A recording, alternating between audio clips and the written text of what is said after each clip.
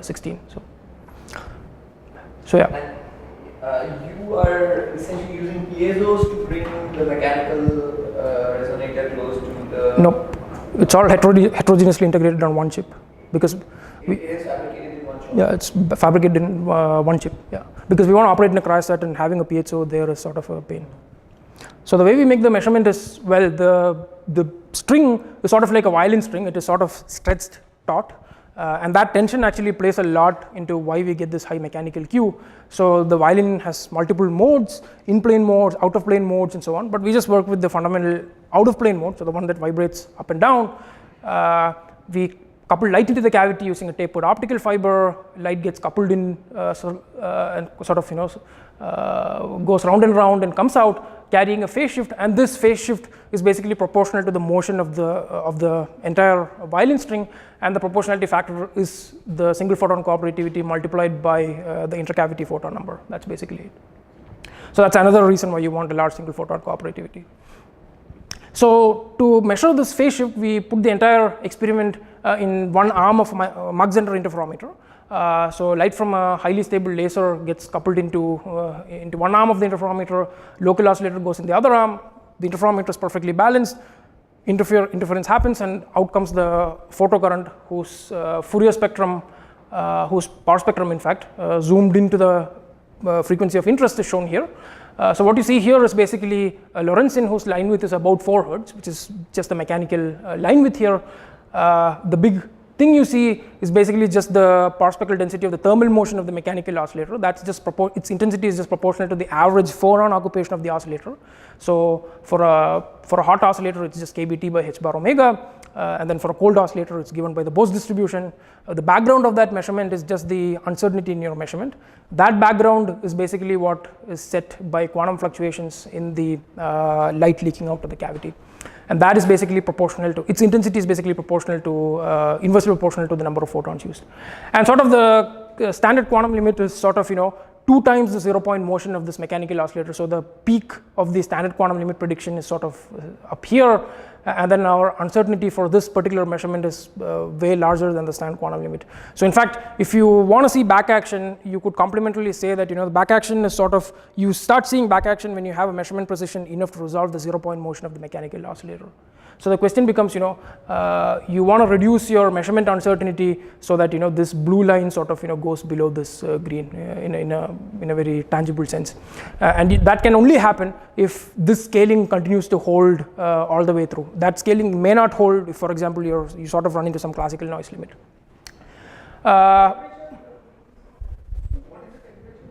So it's operated at a few Kelvin. I'll actually come to that. So in fact, you really want this, so good question, because that's exactly the next slide. So you want this quantum mechanical scaling to continue as much as possible without hitting any sort of classical noise that would limit the scaling from happening. So we basically, one arm of this interferometer is actually going through a cryostat, helium-3 cryostat, at whose end we basically have the sample chip and a tapered optical fiber mounted on piezo stages so that they can be aligned with respect to each other. And then sort of the entire experiment sort of looks like that. So that's obviously a cartoon, and that blue thing right there is the cryostat, and all this electronics sort of keeps various things stable, the laser, the interferometer, and a number of other things. So sort of if you look at the broadband spectrum of the photocurrent coming out, you would actually see, so the short noise subtracted version of that, you would actually, this is what you would see, and this thing here is sort of our mechanical mode of interest. And these high Q spikes that you see are the various other modes of this violin string. The low Q peaks are sort of the low Q modes of the optical cavity itself, because the cavity can move. That's also thermally, that's sort of executing its own thermal Brownian motion. And then there are 2 other sort of important contributions that give you this noise budget.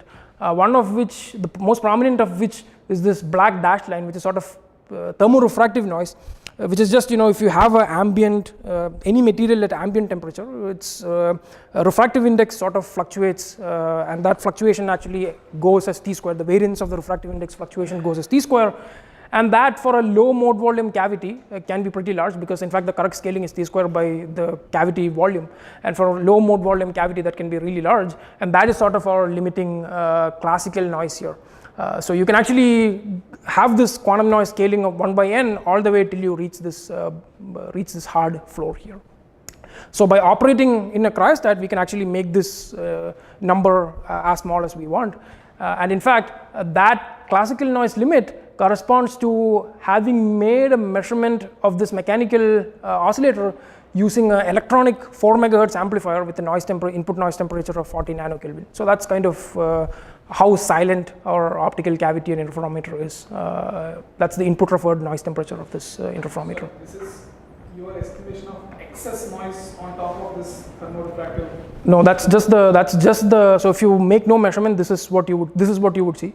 So that is our excess noise. So that is the input referred noise of a abstract amplifier that would measure this. And then if you make a measurement, you would see the short noise of that light passing through. But then the light can be made arbitrarily short noise limited, arbitrarily close to short noise limited. So. Okay, so now that we understand and sort of, a lot of work actually went into designing this in such a way that, you have this large frequency band that's kind of open to broadband measurements and things like that, and sort of pushing these things all the way out so that, that's not a problem. And we even have, so this peak here is sort of, Brownian thermal noise coming from the thermal noise of a 30-meter long optical fiber that is used to transport light to and from the experiment. And even that is engineered to have a high Q by etching the fiber and things like that. So this plot has sort of got a hidden story of its own. So now that kind of clean frequency landscape is engineered, you can simply go ahead and turn the optical power barring no other optical nonlinearities come into play, and that doesn't really happen for a silica cavity like this. So you can simply directly increase the photon number and you would see the measurement imprecision go down, and commensurate to that, as I told you before, you should have back action fluctuations. And in fact, if you look closely at the peak of the spectrum, you should actually see that the power in the spectrum basically rises because of this back action heating of the mechanical oscillator. So you can sort of take this raw data and sort of put it in a nice form where you can actually see this. So that's the measurement strength. So I'm just changing the photon number here. The blue basically shows the calibrated measurement imprecision. So that basically goes down linearly and sort of starts curving around when you start hitting the thermorefractive noise floor here. But then as that goes down, you actually see that the temperature of the inferred temperature of the oscillator, which is initially just the temperature of the cryostat, sort of starts rising up, and here that's plotted in terms of an average phonon number. So the mechanical oscillator heats up because it sees a new optical bath that it couples to. And now if you know the disturbance due to a measurement and the uncertainty due to a measurement, you can sort of assemble the Heisenberg uncertainty product, and that's basically shown in green, calibrated onto this axis here, and we are just a factor 5 larger than the ideal level of h bar by 2. And that 5 basically comes because our detection efficiency deviates from 100%. We don't have 100% detection efficiency, and that's sort of the 2 lines shown here. So that's basically it. So we do see the effect of back action on. What's the reason for the detection efficiency? In optics, it's mostly optical loss. Optical loss in the fiber? Yeah. So fiber and quantum efficiency of the detector. So we work at 780 nanometers, which is not the place where you get the most efficient photodetectors. So these are silicon detectors which have a quantum efficiency of 78%, 80% to begin with. So one way to do this is to actually, if you really want to do this with close to 100% efficiency, you want to work at 1064 nanometer, where you have detectors with quantum efficiency of 99.99%. So already with the silicon photodetector, you take a hit of about 20%, and then there's another 10% from just the cryostat all the way out. Why do you choose this particular wavelength? Partly for historic reasons, but it doesn't really. Historic in the sense of our group's history, not in the sense. We had started doing this sort of thing long before the in-gas technology became commercially available. So when Tobias started this experiment on this road, at least about 10 years ago, silicon detectors and 1064 detectors sort of had the same comparable quantum efficiencies, and then the entire lab was sort of tooled to work at 780. And we simply did not want to move to 1064 just to get this efficiency problem sorted. Although now they are actually moving. Because they do care about efficiency at this point, for reasons I'll tell you later. And one more question: Does the group? Did you make these devices, or did you get a foundry to make it? No, this is manufactured in the group because it's actually sort of two materials. The string is made of silicon nitride and the cavity is made of SiO2. And as per my understanding, there are no foundries that sort of. Did you make these devices yourself? Yes, so not the entire device. So I made the cavities when I joined the group, and then another guy sort of made the strings, and then he was ultimately tasked with integrating them. So that became sort of. How was it integrated? So we have a paper about it. So You're not going to talk about it? not really. So the flip side of all this is you can make a interesting plot of how displacement sensitivity in sort of units of 0-point motion has evolved over the past 100 years, which is also turns out to be the 100 years over which thermal noise measurements have been made.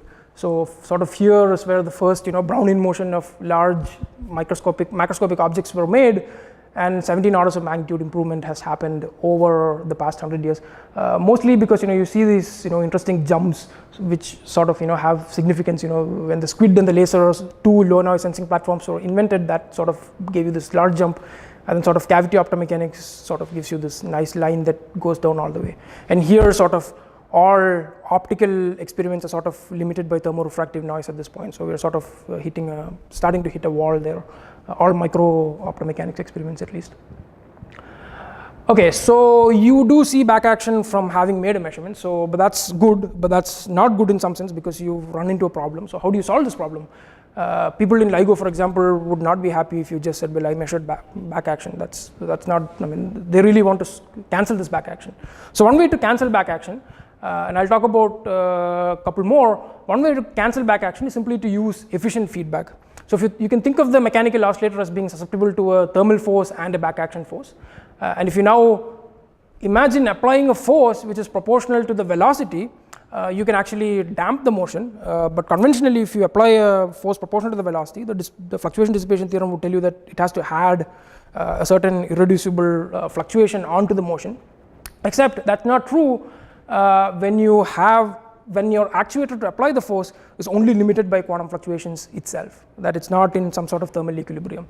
So you can actually try to apply a force via a second laser and use its radiation pressure fluctuations to act back on the mechanical oscillator.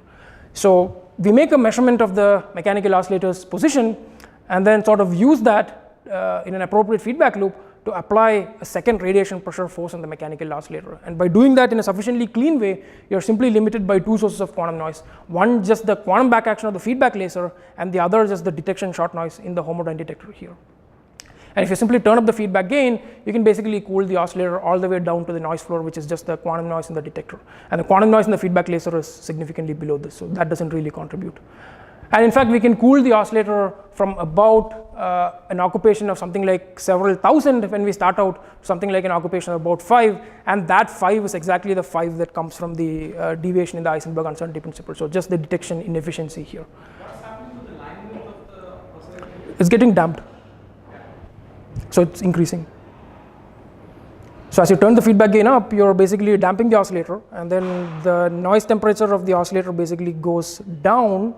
How is this different than like standard radiation damping? Which is basically in. This is exactly like cold damping. This is exactly cold damping. Here you're using feedback, right? Right. Typically, when you do this, you just. Oh, you mean direct laser cooling? Yeah. Oh, it is exactly the same as direct laser cooling, except that in laser cooling there is no measurement step involved. But the requirements so the requirement for autonomous laser cooling turn out to be. Yeah, measurement-based feedback cooling. That's exactly what it is. Yeah. So you can think of laser cooling as coherent feedback, whereas this is measurement-based. That's the correct analogy. So in any case, we have actually suppressed about 2,000 quanta of measurement back action through feedback. So that's one way that you can cancel measurement back action. But I'd like to talk to you about something else. Sure. This kind of cooling with associated damping. Isn't that going to kill your sensitivity if your line width of your mechanical oscillator? Not necessarily. So this is where there has been a lot of, I would say, misconception in the AFM community. So the AFM people believe that, and wrongly so, that if your line width is gone, you're sort of killing the sensitivity. Actually, that's not true, because if you have the sensitivity required to resolve thermal noise over a broad range of frequencies, then it doesn't really matter what your Q is. You're already limited by the thermal noise of the mechanical oscillator. But the AFM people have this confusion because they don't actually have the sensitivity required to resolve this thermal motion over a broad range of frequencies. So if you really only resolve thermal motion, say up to here, your measurement imprecision is somewhere here, then yes, you're in trouble, because you're limited by some junk noise here, and then you sort of cool into the junk noise floor, and that's bad. But if you can resolve thermal motion all the way down to several hundred kilohertz away from the oscillator, you don't really lose sensitivity here. So the ratio of the applied force to thermal force basically remains constant when you apply feedback. But that requires that you have the sensitivity at the SQL basically, which is not what AFM people have, and that's where the confusion is. So now we know that when you make a measurement of a system, the system sort of gets disturbed, fine. But there's also the flip side to the coin, which is that when a measuring instrument is used to make a measurement of a system, the system sort of acts back, and the state of the measuring instrument itself changes, which is the other side of what happens in a quantum measurement, which is sort of not elucidated in sort of Heisenberg's analysis. So in this case, what really happens is the light that goes it's got these fluctuations which are sort of isotropic, so a coherent state, and then it's the amplitude part of that fluctuations that give you the back action force. That back action force drives the mechanical oscillator. That driven motion gets copied onto the light that comes out and onto the face of the light in particular. So now the face of the light has got a copy of the back action motion, but the back action motion is simply a copy of the input amplitude fluctuation. So now the light that comes out actually has transmuted from a coherent state into a squeeze state. So the correlations between the amplitude and the phase of the light that come out are actually non-zero, and those correlations are directly proportional to the cooperativity, the intercavity photon number, and the response of the mechanical oscillator chi. In fact, so you can think of this optomechanical system as a black box effective Kerr medium for people